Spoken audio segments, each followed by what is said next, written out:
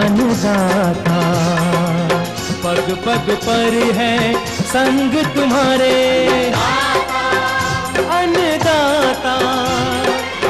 लहू किसानों का बन के पसीना सींचता है धरती का सीना। मेहनत का तेरी हक दिलवाने, नई तकनीक नई खोज बताने।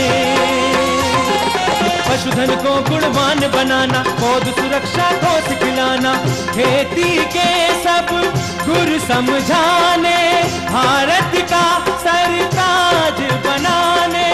आठों पहर है संग तुम्हारे अन्नदाता अन्नदाता। नमस्कार, मैं हूं श्वेता भट्टाचार्य। आप सभी दर्शकों का अन्नदाता कार्यक्रम में स्वागत करती हूं। हर रोज की तरह कार्यक्रम में हम लेकर आते हैं खेतीबाड़ी से जुड़ी हुई बहुत सी लाभकारी जानकारियां। तो चलिए सबसे पहले देखते हैं क्या है विशेष आपके लिए आज के कार्यक्रम में। धान की फसल में तना छेदक कीट की रोकथाम पर जानकारी और हर फसल की अच्छी बढ़वार हेतु किए जाने वाले प्रबंधन कार्य।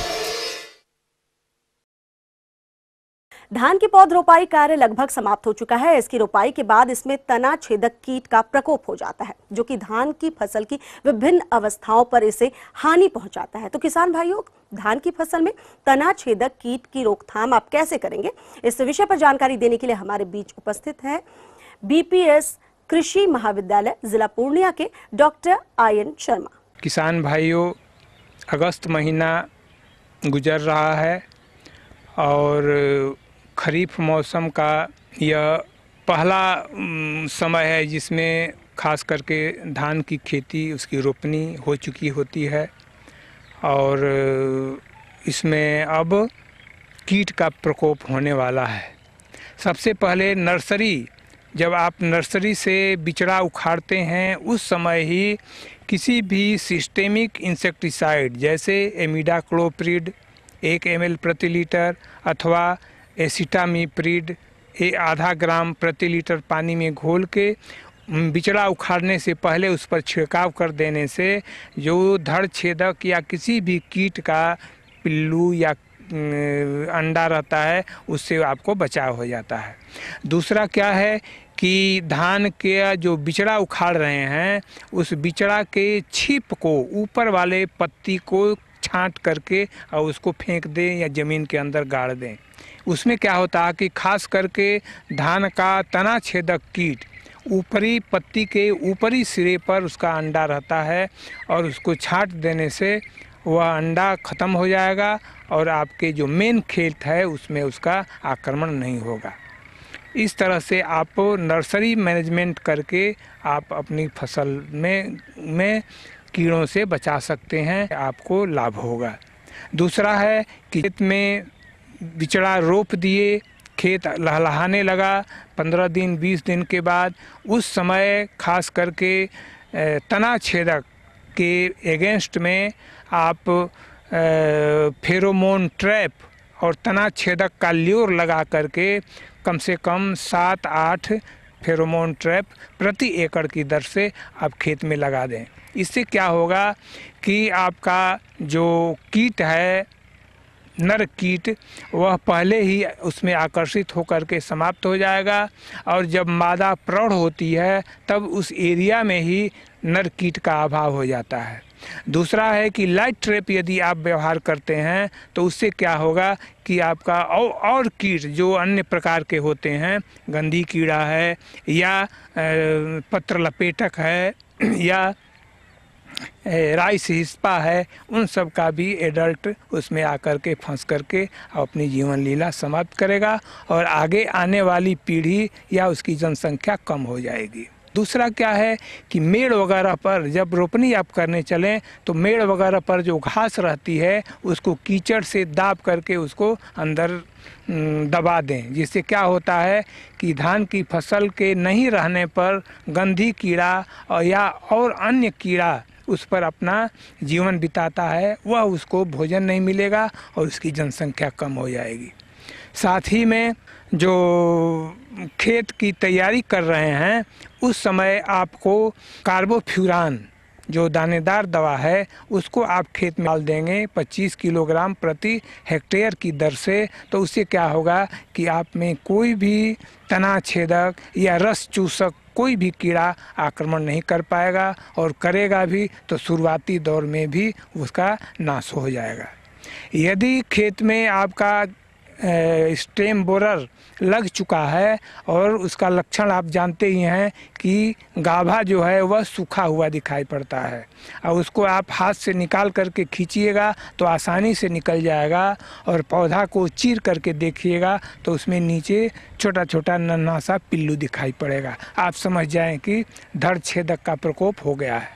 तो धड़ छेदक के लिए आपको जैविक कीटनाशकों में एक है पेस्टोहिट प्लस, उसका 1 से 1.5 ml प्रति लीटर पानी में घोल करके छिड़काव करेंगे तो धड़ छेदक से निजात मिलेगा।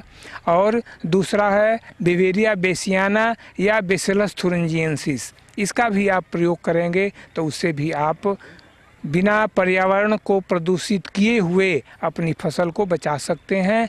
तो धड़ छेदक के लिए आपको इमिडाक्लोप्रिड या एसिटामिप्रिड दोनों में से किसी एक का, इमिडाक्लोप्रिड रहे तो उसका 1 ml प्रति लीटर पानी में, और यदि एसिटामिप्रिड है तो उसका आधा ग्राम प्रति लीटर पानी में आप घोल करके, और उसमें कोई भी स्टिकर मिला करके, बरसात का मौसम है इसलिए स्टिकर मिलाना न भूलें। उसमें आपको जैविक में अप्सा 80 या स्प्रेडॉल 90 5 लीटर पानी में घोल में आपको 1 ml मिला देना है।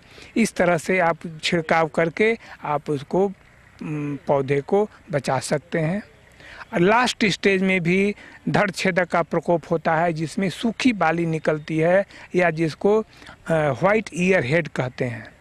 उस समय भी खींचने से बाली निकल जाती है, लेकिन मेरा अनुभव कहता है कि अंतिम समय में कोई भी कीटनाशक दवा धड़ छेदक के लिए व्यवहार नहीं करना है, क्योंकि आपकी फसल में जो नुकसान होना है वह नुकसान हो चुका है, और दवा छिड़कने से जो बाली सूखी हुई है, व्हाइट ईयर हेड निकला है, उसमें दाना कभी भी नहीं भरेगा। इसलिए जो छिड़काव आप करेंगे वह बेकार जाएगा और इससे आपको पॉकेट से पैसा बेकार में खर्च हो जाएगा। इस तरह से कृषक बंधु बताई गई विधियों को आप अपनाएंगे, खास करके समेकित कीट प्रबंधन को ध्यान में रखेंगे, उसके लिए आपको बताई गई विधियों को अपनाना होगा।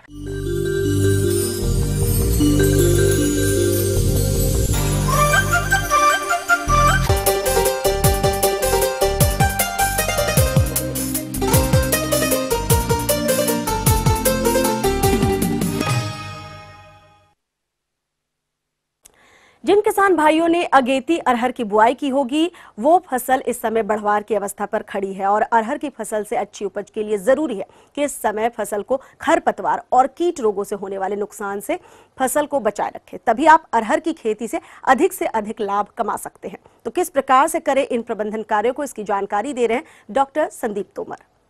जैसा कि हम किसान भाई देख रहे हैं कि खरीफ के सीजन में विभिन्न तरह की दाल वाली फसलें बोते हैं, उसमें से एक अरहर जो हमारी प्रमुख मानी जाती है सबसे, उसमें विभिन्न तरह की शस्य क्रियाएं करना आवश्यक है जिससे कि हम अधिक से अधिक उत्पादन ले सकें। उसमें हम देखते हैं कि अरहर की फसल में खरपतवारों की विशेष समस्या होती है, जिनके के द्वारा, क्योंकि अरहर की फसल जो शुरू की अवस्था होती है उसमें धीरे धीरे बढ़ती है, और इसमें लाइन से लाइन की दूरी है वो 60 सेंटीमीटर पर होती है। मतलब अधिक दूरी होने के कारण खरपतवार इस फसल को दबा लेते हैं, इसके साथ ज़्यादा प्रतियोगिता करते हैं, इसलिए निराई गुड़ाई इसमें आवश्यक है। तो हम देखते हैं कि जो निराई गुड़ाई है इसमें 2 बार किया जानी चाहिए। पहली निराई गुड़ाई अरहर बुआई के 30 दिन बाद, और दूसरी लगभग फसल जब 50 से 55 दिन की हो उस समय तक कर देना चाहिए। तो देखते हैं कि निराई गुड़ाई करने के बाद काफ़ी ओजस्वी होती है, इसमें बहुत शाखाएं निकलती हैं। तो जब हम देखते हैं कि बरसात में ज़्यादा बारिश होती है तो फसल गिरने की संभावना रहती है, इसलिए लाइनों में हम मिट्टी यदि चढ़ा दें तो उससे ये होगा कि एक तो पौधे के किनारे पानी नहीं रुकेगा, जिससे कि हमारी ये दलहनी फसल होने के नाते प्रभावित नहीं होगी, और वो जो नाली सी बन जाएंगी मिट्टी चढ़ाने से, तो जब बारिश नहीं होती है फसल की मांग के अनुसार सिंचाई जब करते हैं तो उस समय सिंचाई में भी हमें लाभ होता है और अच्छी तरह सिंचाई कर सकते हैं।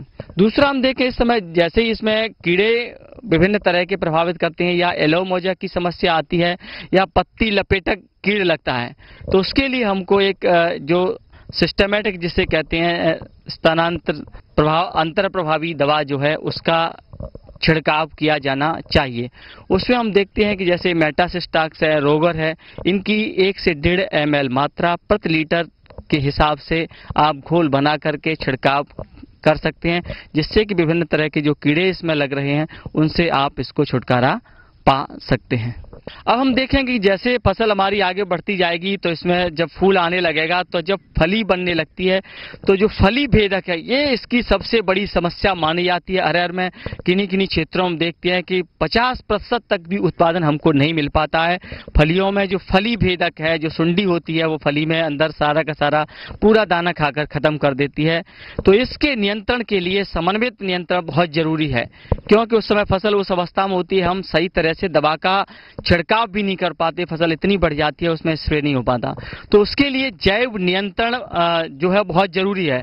जैव नियंत्रण के लिए विभिन्न शासकीय विभागों में एवं हमारे यहाँ सरदार वल्लभ भाई पटेल में जैव नियंत्रण प्रयोगशाला है, वहाँ पर ट्राइको कार्ड मिलता है। ये ट्राइको कार्ड जो है वो फली भेदक कीड़े के लिए एक तरह से दुश्मन सिद्ध होता है और हमारा मित्र होता है, क्योंकि इसमें जो कीड़े होते हैं, ट्राइको कार्ड देखा जाए तो देखने में पोस्ट कार्ड की तरह दिखता है। इसमें लगभग 1 एकड़ में 2 कार्ड लगाए जाते हैं और इस कार्ड में 10 खाने बने रहते हैं। उन खानों के अनुसार इसको काट करके पत्ती की निचली सतह जो होती हैं उन पर लगा देते हैं और आमतौर पर शाम के समय लगाना चाहिए।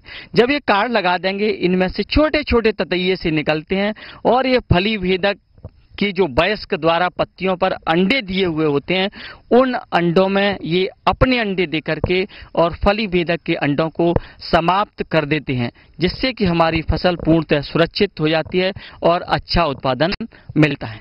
ये थी कुछ उपयोगी जानकारियां। अब लेते एक छोटा सा ब्रेक, जल्द लौटेंगे और कार्यक्रम में आगे हैं महत्वपूर्ण जानकारियां। बने रहिए हमारे साथ। तसर रेशम कीट पालन में विभिन्न समस्याएं और उसका निदान। आइए झारखंड की सैर पर चलते हैं। खूबसूरती, प्राकृतिक संपदा और विकास की अपार संभावनाएं हैं यहाँ। पर उन्नति की राह पर ये कैसे गति अवरोधक है? खोजेंगे इन्हें, निकालेंगे हल। जोहार झारखंड में।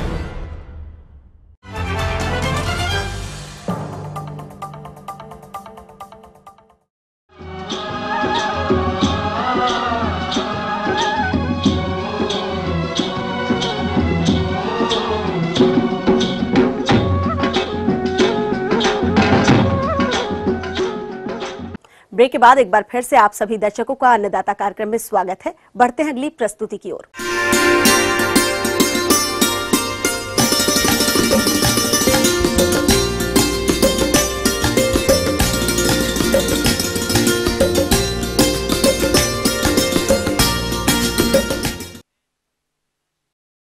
तसर रेशम कीट के पालन से अक्सर विभिन्न प्रकार की समस्याएं देखने को मिलती हैं, जिनमें इन्हें हानि पहुंचाने वाले कीट भी शामिल हैं। लेकिन किसान भाई जानकारी के अभाव में इन कीटों का समय रहते नियंत्रण नहीं कर पाते हैं।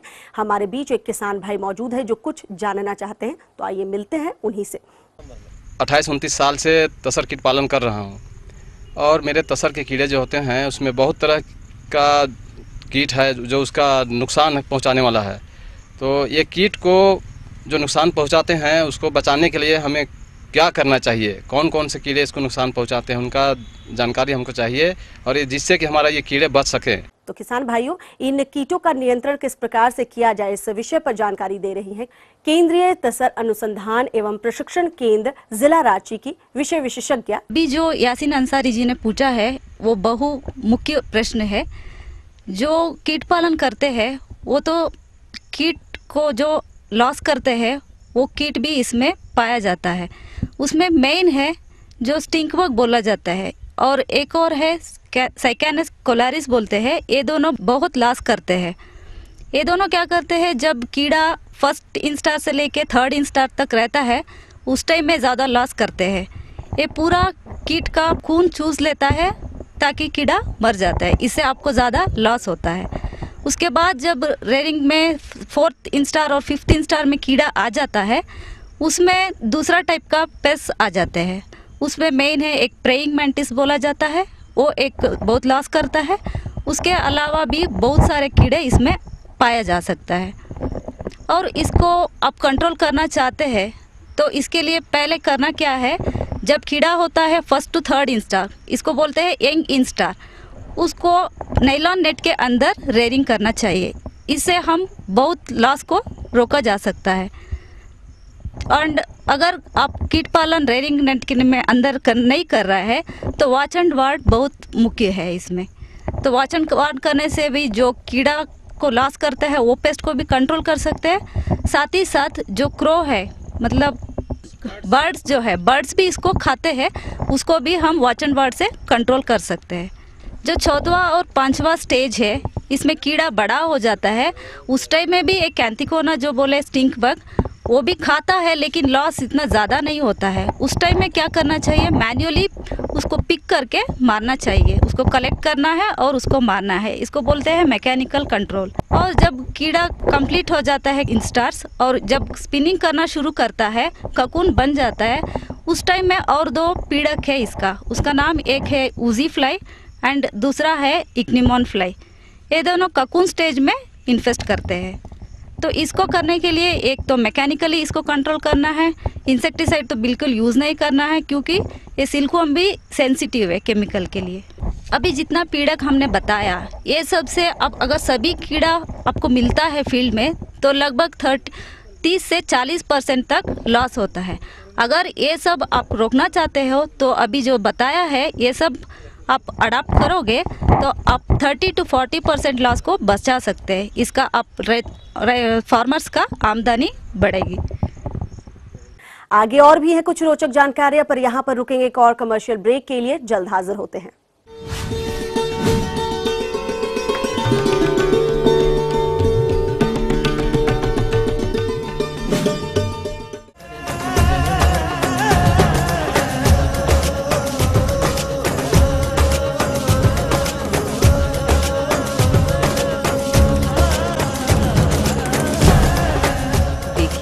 आरती लाइव।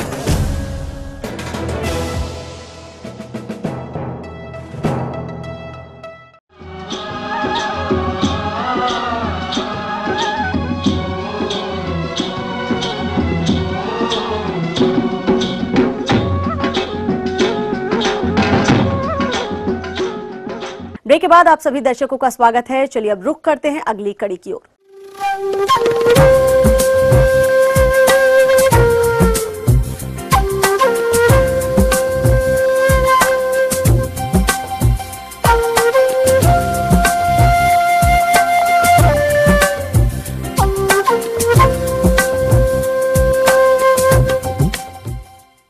मौसम के अनुसार प्रबंधनों पर टिकी है आपकी खेतीबाड़ी, इसलिए मौसम पूर्वानुमान और उस पर आधारित साप्ताहिक कृषि सलाह इस प्रकार है। भारत मौसम विभाग, ग्रामीण कृषि मौसम सेवा, बिरसा कृषि विश्वविद्यालय रांची तथा राजेंद्र कृषि विश्वविद्यालय पूसा समस्तीपुर द्वारा भेजे गए मौसम पूर्वानुमान के आधार पर किसान भाइयों को सलाह दी जाती है कि जिन किसान भाइयों के खेत अभी खाली रह गए हैं वे उन खेतों में कुल्थी अथवा सरगुजा की बुआई करें। इसके लिए कुल्थी की उन्नत किस्में इस प्रकार से हैं: मधु कुल्थी, बिरसा कुल्थी 1, BR10 इत्यादि कुल्थी की उन्नत किस्म हैं। सरगुजा की उन्नत किस्में इस प्रकार से हैं: Birsa niger 1, Birsa niger 2, Birsa niger 3, पूजा 1 इत्यादि उन्नत किस्में हैं। धान के खेतों में रुपाई के 15 दिन के बाद अपने खेतों में नील हरे सहवाल का भुरकाव 4 किलोग्राम प्रति हेक्टेयर की दर से करें। ध्यान रखें कि खेतों में कम से कम 2 से 3 इंच पानी लगा रहे। जो किसान भाई जुलाई के द्वितीय सप्ताह में धान की रुपाई कर दिए हों तो वह खरपतवारों को निकालकर 45 किलोग्राम यूरिया का परिवेशन करें। जुलाई माह में बारिश अच्छी हुई है, अतः किसान भाई 15 अगस्त तक धान की रुपाई अवश्य कर लें। मक्का की फसल में जल निकास की व्यवस्था करें तथा समय पर बोई गई अरहर की फसल अभी शाकीय वृद्धि अवस्था में है, अतः इस फसल में जल जमाव न होने दें। लगातार वर्षा होने की स्थिति में मूंग उड़द की फसल में भी जल निकासी हेतु नालियों का निर्माण करें। हल्दी एवं अदरक की फसल में खरपतवारों को निकालकर मिट्टी चढ़ाने के समय 28 किलोग्राम यूरिया एवं पोटास 34 किलोग्राम प्रति हेक्टेयर की दर से डालें।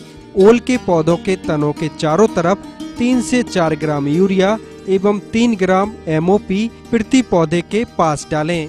ध्यान रहे कि उर्वरक का सीधा संपर्क पौधों के तनों के पास न हो पाए। इस समय सब्जी वर्गीय फसलों की जो नर्सरियां तैयार हो चुकी हैं उनके पौधों की रोपाई का कार्य करें। देर से बोई गई मक्का की फसल में 30 दिनों के बाद 30 किलोग्राम यूरिया प्रति एकड़ की दर से प्रयोग करें। जो किसान भाई समय से इसकी बुआई किए हैं उनकी फसल इस समय 60 दिनों की होने जा रही है। इस अवस्था में यूरिया का भुरकाव करें। फसल में कहीं कहीं धड़ छेदक कीटों का आक्रमण हो रहा है, जिससे शीर्ष का पत्ता सफेद हो रहा है। इससे बचाव के लिए दानेदार कीटनाशी कार्बोफ्यूरान 3G दवा 8 से 10 दाना प्रति गाभा में डालें। इस समय मूंगफली की फसल में टिक्का तथा पत्ती धब्बा रोग के आक्रमण की संभावना है, अतः इसके नियंत्रण हेतु मैनको जैब 2 ग्राम दवा प्रति 1 लीटर पानी में घोल बनाकर साफ मौसम को देखते हुए छिड़काव करें तथा दवा के घोल में सेंडोविट अथवा टिपॉल 5 मिलीलीटर प्रति 10 लीटर में अवश्य मिलाएं। खरीफ प्याज की रुपाई के लिए खेत की तैयारी करें। खेत की जुताई में 150 से 200 क्विंटल सड़ी हुई गोबर की खाद का प्रयोग अवश्य करें। खरीफ प्याज की नर्सरी से खरपतवारों को निकालने का कार्य करें। मूली की बुआई समय रहते करें। इसके लिए उन्नत किस्में इस प्रकार से हैं: पूसा चेतकी, पूसा हिमानी, जापानी सफेद, पूसा रश्मि, पंजाब सफेद इत्यादि उन्नत प्रभेद हैं। परवल की रुपाई का उपयुक्त समय है, अतः इसकी रोपनी का कार्य करें। बरसात के मौसम में दुधारू पशुओं को हरे चारे के साथ साथ सूखा चारा 50:50 में खिलाएं। साथ ही 20 से 30 ग्राम खनिज मिश्रण व नमक प्रतिदिन दें। पशुओं में खुरपका मुंहपका रोग के लक्षण दिखाई दे रहे हों तो इसके बचाव हेतु पशुओं के मुंह में फिटकरी या पोटास के घोल से तथा खुरों को फिनाइल से धोबें। अगर टीकाकरण नहीं हुआ है तो पशु चिकित्सक की सलाह लेकर टीकाकरण अवश्य कराएं।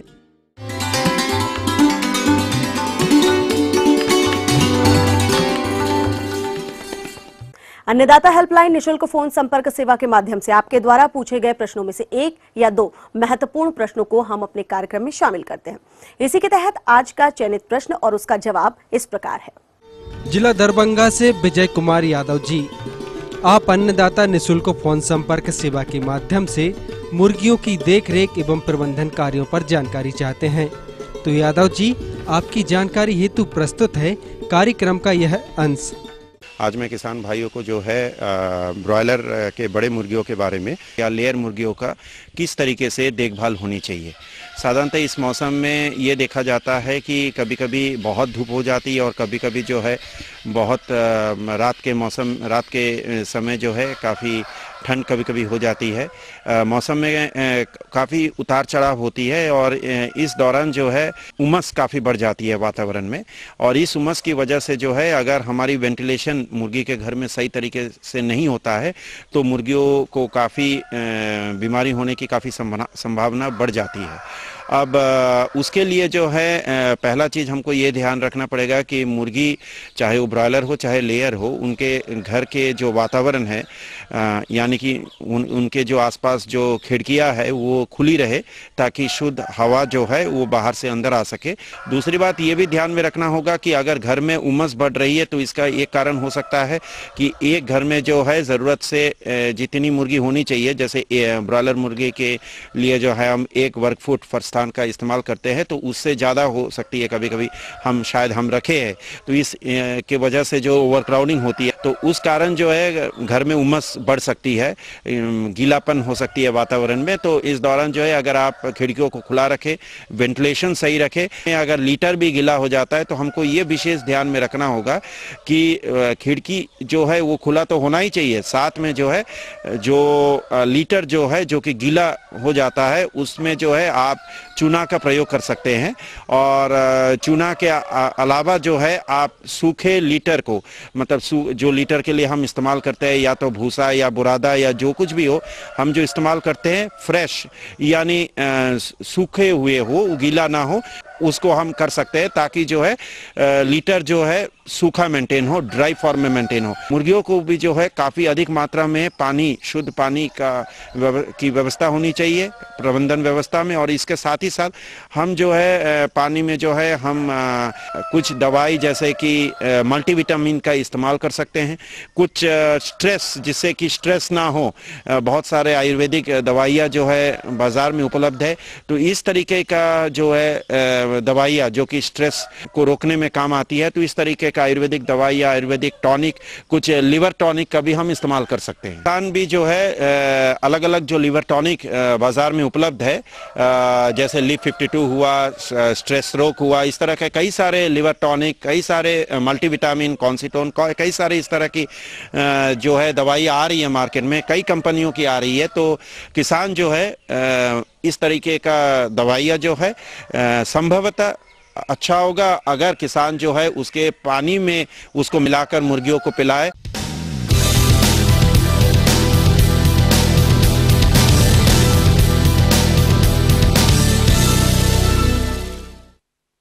राज्य की विभिन्न मंडियों में कृषि उत्पादों के चढ़ते उतरते बाजार भाव की संक्षिप्त जानकारी इस प्रकार है।